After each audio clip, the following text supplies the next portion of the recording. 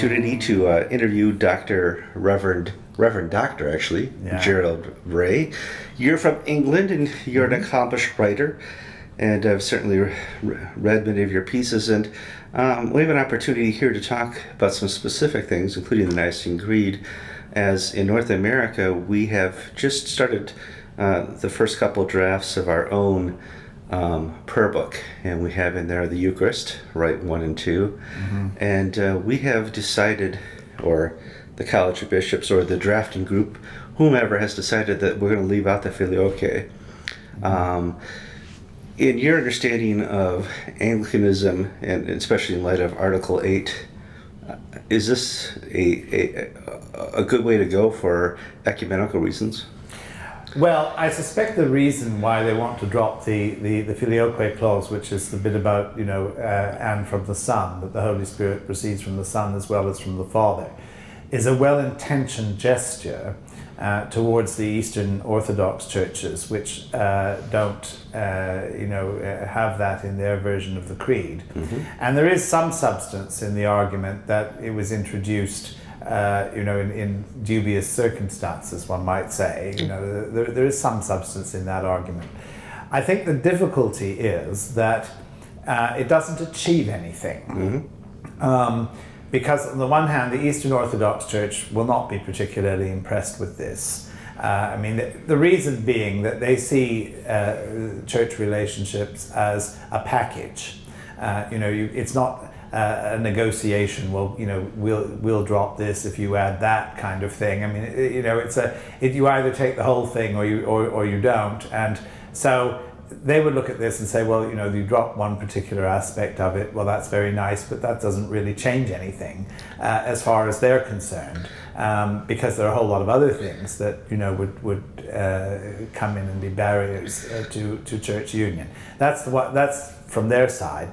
The other side, of course, is that it creates a division in the Western Church, because if one church does this, all the other Western churches, all the other Anglican churches, the Lutheran Church, the Roman Catholic Church, they haven't done it. So actually, by being nice to the Orthodox, you're distancing yourself from the rest in a funny sort of way, without any real discussion. About the theological issues never get discussed, and the average person won't, know what you're talking about. And so it's a mystery really to them.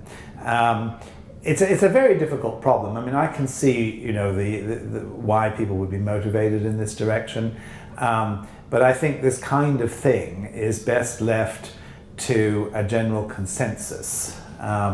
It's rather like changing the date of Easter, because the Eastern Church, they have their own Easter, Should we do, what would happen if ACNA decided we'll celebrate Easter with the Orthodox instead of with the Western churches, in order to be nice to them? Well, that's very nice, but it doesn't really get you anywhere.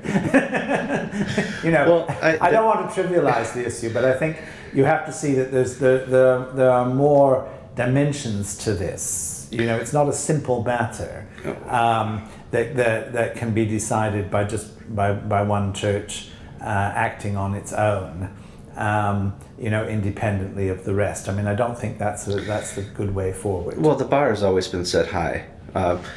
The desires for us to proclaim Calvin as a heretic. Their desire would be for us to have the veneration of icons. Their desire would be for many other things far greater than taking out the Son. That's what I'm saying. It's a package. It's not just one thing. And I think people have to realize this. You see that in the overall pattern, you take or leave it as a package, not not particular things. Now, the ACNA was quick to put in we're doing this because 2 consecutive Lambeth conferences said we should do this. I think they 72 and now I don't know if that's a great defense, because Lambeth asks many odd things of the communion, and there's that, but also, you see, I think you have to. These things have been discussed for a long time. I mean, in the 19th century, there were people saying this, you see, and in dialogue with the Eastern churches and so on.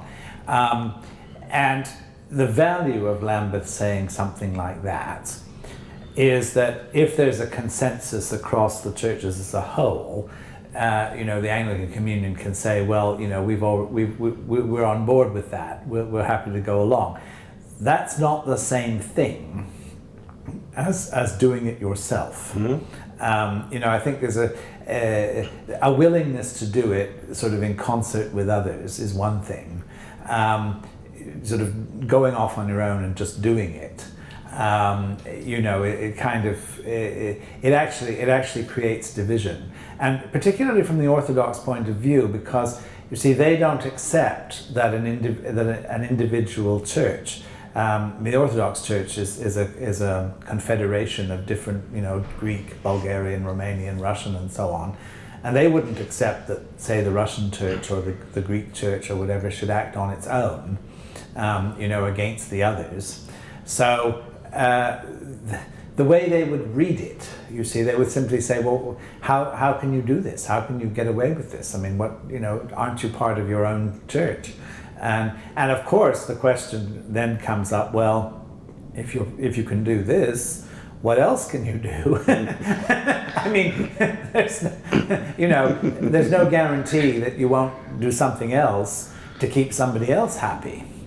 And they have reasons for this, for thinking like this, because, they could say, well, you'll start ordaining women and having women bishops to keep them happy, and you'll perform gay marriages to keep them happy. Where will it all end? And I mean, it may not be a question of doctrine in the same way, a creedal thing, but, they'll start thinking, well, what's your motive? Is your motive just to please other people?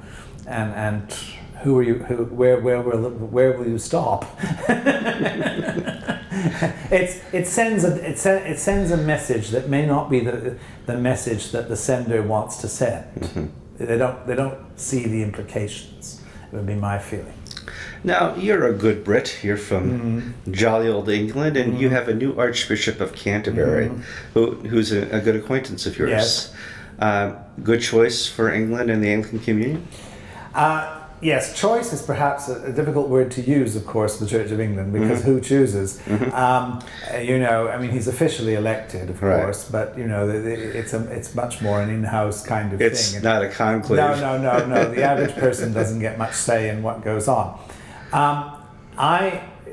Justin Welby was Dean of Liverpool until about 2 years ago, and then he was chosen as Bishop of Durham to succeed Tom Wright. I forget, I'm losing track of time now. No, you got it right, that's right. About 18 months ago or something like that. And I was very pleased about that.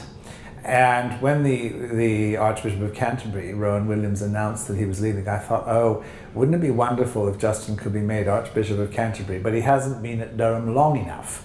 And I just assumed, well, he won't be chosen because having been in Durham for only a few months, it was most unlikely. And having had no episcopal experience before, I mean, there probably hasn't, I don't know, I'm saying this a little bit off the top of my head, but I doubt if there's been an Archbishop of Canterbury since Thomas Cranmer, who's had as little episcopal experience as he has, stepping into that job. So it's a remarkable thing from that point of view. Having said that, I mean, Justin is a very sincere person. He's a very good person. He knows what he believes and he sticks to it. He's a tolerant man. I mean, he doesn't tell other people that they have no right to exist because they disagree with him. And I don't know how well he'll get on with Mrs. Shorey, when you think, because she does tend to do that. He is quite tolerant in this way, but also quite firm, in his own beliefs. And a short while ago, he stood up in the House of Lords and led the charge against gay marriage, for example, and taking criticism for it. I mean, it wasn't popular with the government, which wanted the thing to go through, and he made it quite clear that the church wasn't going to support this, and he's very firm on this. And but he's been respected because unlike Rowan Williams, whom you never quite knew what Rowan Williams was saying, well, people didn't understand. You know, I mean, I don't want to sound negative towards him personally, but he was an academic, and he would express things in a very convoluted way, and people would go away and say, well, what was that all about? And nobody really knew, what side he would come down on particular things, and he made a lot of enemies as a result, because even people who supported him initially turned against him because they weren't getting what they thought he was offering them. On different issues. So Justin's not like that. I mean, he's quite clear, he's very straightforward, everybody knows where they stand, with him, and take it or leave it. And he is respected for that. People who disagree with him, but nevertheless, they accept, well, that's where he is, and that's what he's going to do, and that's it, So I think so far that's a good sign. The other side, he's inexperienced in the office. I mean, dealing with the media is never easy. They're out to trick him and get him to say things he doesn't mean, and they have succeeded in certain ways so far, and he'll learn by experience. Sure. And I think what we have to do is support him. It's very easy to criticize, but recognize that he is new at the game in many ways, and show support for him. And when problems arise and difficulties arise, then we're more likely to be listened to, because he will know that fundamentally, we're batting for him and not against him. Well, you raised an interesting question about he's not elected by the people, obviously. Mm-hmm. It's not a conclave. Mm-hmm. What does it take in 2013 to be elected Archbishop of Canterbury? What do you have to say to these people when the communion is fractured to get them to take you on? Well, I think in this particular case, several factors, converged. On the one hand, there's a tendency in church circles to shift from high church to low church and back again to keep a balance, you see, in the church. So Rowan Williams was a liberal Catholic. Justin Welby is more or less conservative evangelical. So that was in his favor. I mean, they could not really appoint another liberal Catholic to succeed Rowan Williams. It had to go that way. Justin has also got very strong connections with Africa. And that, I think, is important too, and was felt to be important because the danger of losing the Africans, over liberal theology and so on. A lot of people in England don't want to see that happen. And I think perhaps people in the United States don't fully realize this. But American Episcopalians are, my experience, tend to feel more attached to the Church of England than the other way round. Mm-hmm. I mean, people in the Church of England don't really care about the American Episcopal Church very much, don't know much about it. Whereas virtually every parish in England has got some connection with Africa. I mean, my home church, for example, we have a youth worker from Zimbabwe, we have a man who's married to a woman from Sierra Leone, we have people from South Africa, in our congregation. We don't have any Americans, never have had. There's the Archbishop of York is a Ugandan, mm-hmm. So we have an African Archbishop. We've never had an American one, so and are unlikely to have. So at this level, you see that right through the church, there's a much closer affinity with Africa through missionary giving and so on, back over the immigration. A lot of Africans have come to move to the United Kingdom, live there, and are members of the church. It's quite common to have African congregants in your churches. Certainly far more than American Episcopalians. So at grassroots level, there's a great deal more sympathy for Africa. And there's also, of course, even among liberal people, for the simple reason, I mean, to put it crudely, Americans are rich and Africans are poor.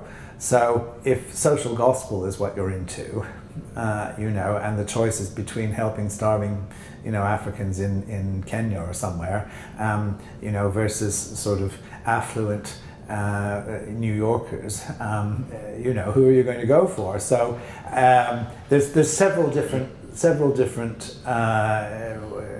aspects to this, and I think in the church as a whole, people felt, well, we must make a gesture towards the majority world, in this way. That's another thing. Another aspect, of course, is that Justin has been involved with the charismatic movement, the Alpha Course, which is a great success in England, whatever you think about it as a course. I mean, it's been a tremendous success. And it's time for that to have some sort of recognition. That in London, there's a religious revival going on, sort of below the radar. It's not widely publicized, but it's there. It is there. Yes. That of course has its influence too. And also, but there's so many other things. Justin is the right kind of person. You see, he's from the upper class, but he's not starchy. He doesn't give the impression that the rest of the population are peasants. You know what I mean? He relates well to some, but he's not bothered by moving in high government circles and so on. And this is actually a problem in England, because if you appoint somebody as Archbishop of Canterbury who was the son of a miner or something like this, it may look good socially. Say, oh, well, you can, it's the kind of log cabin to White House myth. That you can sort of go from the bottom to the top and that's fine. The trouble is, somebody like that gets to the top, like George Carey, who was Rowan Williams's predecessor, who was, the son of a workman of some kind in London, and gets to the top, and of course they think they've arrived. But they haven't got the social confidence to be able to deal with people of that type, and they don't have the respect, of that kind of person to be able to talk as equals. Whereas Justin went to Eton, he's an old Etonian, his family background sort of very much, central to government. I'm sure he's known the Queen all his life, this kind of thing. He's not overawed by this. And he can go into these circles and talk to them as equals, and they will respect him. They may not like him, but they'll respect him. And it's important for the church to have somebody like that in that position. It's just the nature of the job. The idea that you're going to pick somebody for sort of social justice reasons doesn't really do the necessary in this case. Now, I don't want to sound negative. I think Justin's a lovely man. I think he was a very good person to choose, the best candidate available in many ways. And I wish him well, and I hope we'll all pray for him and show our support for him, because I'm sure he will try to do the right thing as much as he can. He is in a unique position, because over the next 10 years, he's going to have to deal with three very big issues. Two in England, women bishops, and the role of gay clergy, whether they can live together, what kind of role they can have amongst each other, and what to do with the American Church or the North American Church, as far as Catherine Jefferts Schori. Does he think what she's teaching is a heresy? How do you deal with that in the long run? Yeah. Of course, the first thing is domestic. He's going to have to sort out within the Church of England. The women bishops issues, he is a supporter of women bishops. I disagree with him about that, but I respect his position. That's what he did. What I do know, though, is that he's quite determined to be fair to those who do not agree with this. And this is going to be very difficult, because the issue in England at the moment over women bishops is not whether they should have them or not. That has been agreed. It's how to protect people who don't agree with this. how to provide, because the church is committed to doing that. Ever since women were first ordained, it was always been recognized that this would not be acceptable to everybody. The conscience clause. Yes, and so on, and how to, how to provide for that. And unfortunately, the promoters of women's ordination and consecration have not kept to this bargain. See, they're basically campaigning to have all protection for dissident minorities removed, and so on. And it's this issue that is the problem at the moment. Now, I don't know how that's going to be resolved. There's going to be a General Synod in a couple of weeks' time. We'll see what happens. I mean, who knows? But that's the first thing. And whatever happens, there's going to be a lot of bitterness somewhere. Whether it's disappointed conservatives, whether it's disappointed women. I mean, there's no way you can keep everybody happy at the moment. Mm-hmm. So, that's got to be worked through somehow or other. That's the first thing. The gay clergy he has inherited a situation which is appalling. Not his doing, of course, but I don't know what's going to happen there, because back in 2005, the government authorized what we call civil partnerships, the civil unions, not marriage, for same-sex couples. And that's the law at the moment in England. And somehow or other, the House of Bishops in the Church was persuaded, don't ask me how, to allow this for clergy on the ground that it wasn't marriage. You see, it was it was a trick of the Liberals, of course, to get it through. Mm-hmm.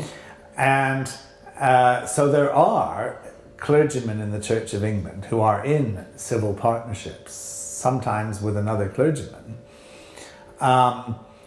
sort of it's kind of strange limbo in the church, you see, and nobody's really this has not been dealt with by the General Synod or publicly at all. And of course the liberal element has sort of said, well, we'll sneak it in and just let it, lie for a few years and it'll be accepted over time. But of course the government is now moving towards same-sex marriage. And probably these civil partnerships will be phased out, or just upgraded, if I can use that word. Whether you think it's upgraded or downgraded, converted, shall we say, into marriage. And this, if it happens, will make the position of these people untenable, because part of the legislation that's going through will exclude the church. You see, that at the moment you have this weird situation where a clergyman can enter a civil partnership with another person. With another man, you can't do it with another woman. They can't. But two women could. Right, but there's no. Not heterosexual. Yeah. Same sex, yes, that's right, but cannot perform such a ceremony, or bless it, or anything like that. It has nothing to do with the church. Mm-hmm. It's a purely civil thing. But of course, with marriage, you see the way the situation works. The law has to state specifically that no same-sex marriage can take place on church premises or be performed by a clergyman of the church. So the church is being excluded legally from this, which is the only way of ensuring that it won't happen. But then, of course, you see the church will not accept, and this has been declared, someone who is in a same-sex marriage to be ordained. This is not possible.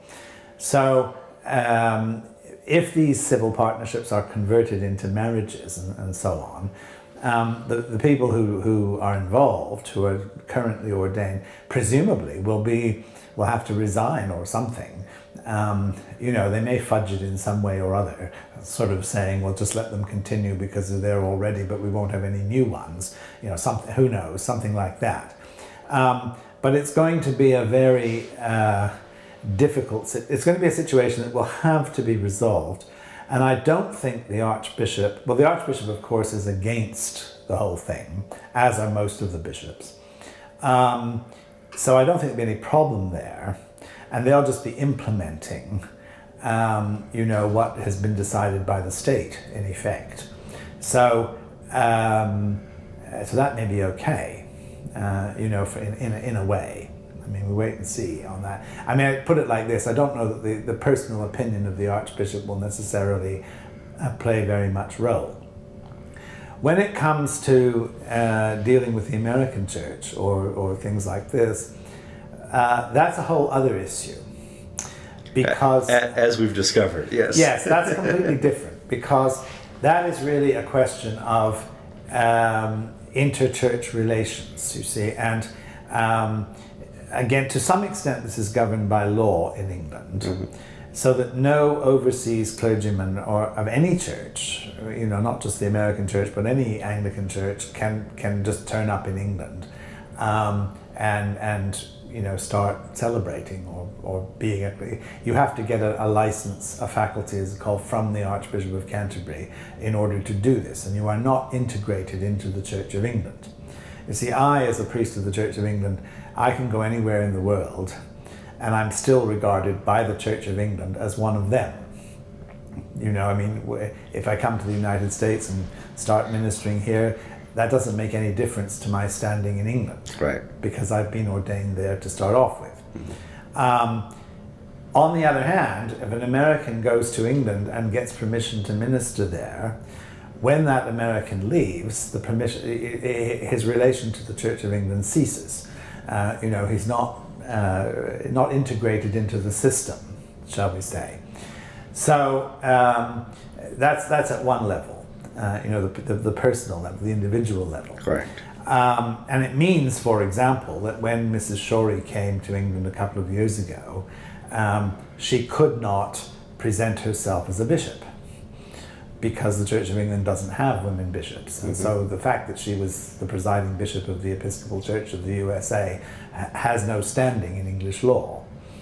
She was going to preach in a church somewhere, which had invited her, of course, because she was the presiding bishop of the... but she wasn't allowed to wear her Episcopal robes. That's she carried her... yeah, that's right. And the Archbishop of Canterbury actually intervened to prevent her from doing this. You see, for this reason. It's a very strange situation, but there you are. So that's one of the reasons why he's unpopular with those people, you see, you can imagine. But the same is true of the Archbishop of Nigeria or anywhere else, you see. I mean, it's crossed like this. So the issue really becomes one of who do you recognize and who do you not. The Church of England will be very, very reluctant to do anything that would cut off another church, any church, from its communion completely. On the other hand, if it's something like the next Lambeth Conference, that's what you have to look towards. Who is going to be invited? Because that is the Archbishop's personal prerogative. And I think the only realistic hope there will be that the Archbishop will not invite these people. Because, of course, if he does, the Africans won't come. They've made that very plain. Not just the Africans, but the Asian. I mean, most of the Anglican communion won't come. So, that's the sort of alternative that they're faced with. But that's 2018. We won't know for another 3 or 4 years what exactly is going to happen on that. I don't know. Or who will be the new presiding bishop in America. Well, that's right. Yeah. You see, that's Yes, it. yeah. But I don't think that will matter. Okay. I don't think the question of the presiding bishop in the Episcopal Church will make any difference because, well, presumably the policies of the Episcopal Church will stay in place. I mean, it will only be if the policies are revoked or removed that there'll be any real change. Because it's not personal to Mrs. Shorey. It has nothing to do with her as a person. It's the church, you see, as a whole. And I think that's that's what we have to look forward to. And there's no real way of telling what will happen.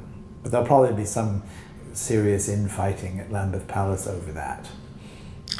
Is this your first trip to Texas? Oh, no. Huh? It's not my first trip to Texas or even to Dallas. Okay. I came to Dallas the first time in 1965, believe it or not.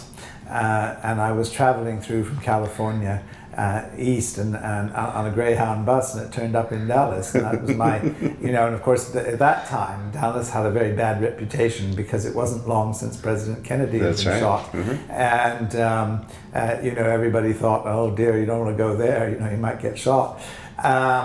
So it's a very long time ago, and I've been to Dallas the odd time, and Texas, different parts. I've been Houston, I've been to El Paso, I've been all over Texas one way or another. That's great. At different times. Sure. I can't honestly say I've been in every county in Texas, because there are too many of them. But I've certainly been El Paso to Texarkana, I've been Amarillo, I've been to Houston, San Antonio, Austin, so I know Texas reasonably well. So you've seen over the last couple decades the movement within the church in North America. From an outsider's perspective, do you have hope for our church here in North America? Yes, I think so. I mean, it's a very different thing, you see, from what we're used to, and it's extremely difficult for an outsider to gauge, to know what's going on. I think the most positive sign that from my point of view is that the breakaway groups from the Episcopal Church at long last seem to be getting their act together. This has always been for us a big problem, because while we sympathize with the people who have broken away, with the different reasons and so on, I mean, a lot of sympathy, it's very hard for an institution to get involved with any of these people, because you don't really know who you're dealing with. Correct. And you don't know how long any particular alliance is going to last, because you've got people sort of flipping and flopping from one thing to another, and different little groups organizing together, and something like the Church of England, they can't get involved with this because 2 years from now it may be a completely different scene, and then you have this sort of odd bishops from Rwanda turning up and this kind of thing, and again, we don't really know how to handle this, you see, on an institutional level. We just don't know what to do. But the fact that this is happening, and that there's a grassroots movement in North America for a more conservative Anglicanism, and that this is actually becoming visible, now, and more united than it was, is a very positive sign, a very good sign. I don't know. I mean, further down the road, how it will work out. And one of the problems is that the approach to the church and towards Anglicanism is so different. You see, people ask me this question. I always say, well, in European countries like England, the church is like the public library in people's minds. It's somehow connected to the state, but nobody really knows how. They're not too sure where the funding comes from, but it's there, and it's part of the establishment, and people have probably been there sometime in their life, but they don't spend a lot of time there. But they don't want it to shut down, and if they need to go, they'll go, and they're proud of it, and all that kind of thing, and they think the children ought to go and have a look at it, and and then there's a small group of people who are there all the time, and who actually put everybody else off, because if you go in, you're taking their seat, this sort of thing. So this is the way people look at it. Here, people look at the church as a club.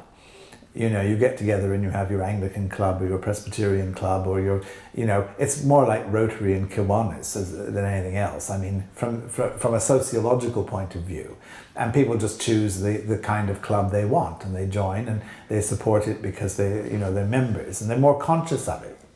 So that what I find here is that people are much more interested in Anglicanism. What is an Anglican? You go to England, I mean, my home church, if you go in my home church and ask people in the church, are you an Anglican? Half the congregation would say no.